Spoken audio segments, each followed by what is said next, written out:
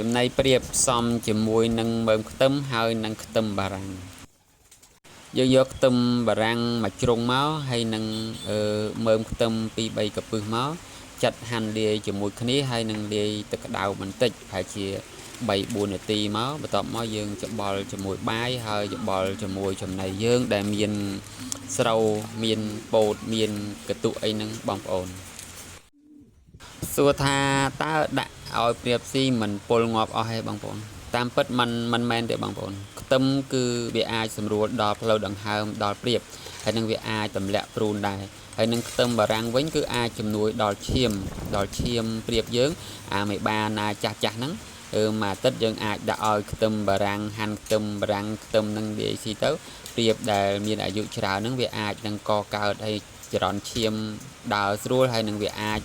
មានពងដំណើរការឡើងវិញបងប្អូន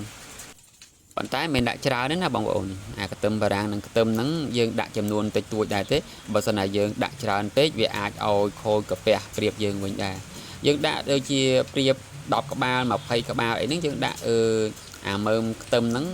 2 កពឹស3 កពឹសទៅសម្រាប់ខ្ញុំដាក់3 កពឹសបងប្អូនហើយខ្ទឹមបារាំងមិញខ្ញុំដាក់មកជ្រុងជាមួយនឹងខ្ទឹមបារាំងមួយមើមប៉ុនផ្លែតាបែកហ្នឹងខ្ញុំប្រហែលជាចិត្តមួយជ្រុងប្រហែលជា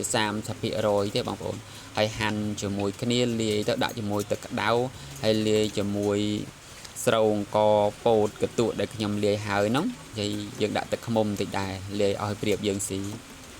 ថាធ្វើអញ្ចឹងវាស៊ីដែរអូនព្រាបនឹងវាស៊ីដែរតាមពិតបងប្អូនខ្ញុំថតវីដេអូបងប្អូននេះគឺជាចំណៃ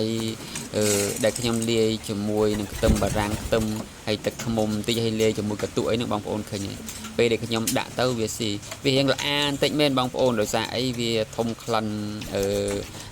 ខ្ទឹមបារាំងហើយនឹងខ្ទឹមហ្នឹងវារៀងអត់ចឹកញាប់ដូចមុនទេណាបាទមុននោះខ្ញុំអត់ដាក់អីទេខ្ញុំលាយតែធម្មតាគឺចឹកញាប់ស្មេប៉ុន្តែអានេះរៀងធំក្លិនរៀងវល់បន្តិចបងប្អូនមើលវារៀងចឹកវល់បន្តិចប៉ុន្តែវានៅតែចឹកស៊ីដែរសម្រាប់កូនព្រាបយើងហ្នឹងក៏អាចស៊ីបានដែរបងប្អូនវាមានជាតិផ្សំមួយខ្ទឹមហ្នឹងឲ្យកូនព្រាបយើងដកដង្ហើមល្អប៉ុន្តែត្រូវតែឆ្លងកាត់មេវាសិនយើងអត់អាចបញ្ចុកស្រស់ជាមួយនឹងកូនព្រាបយើងទេចំណៃតែនេះយើងលាយឲ្យមេវាស៊ីហើយវាទៅបញ្ចុកកូនព្រាបវាតែម្ដង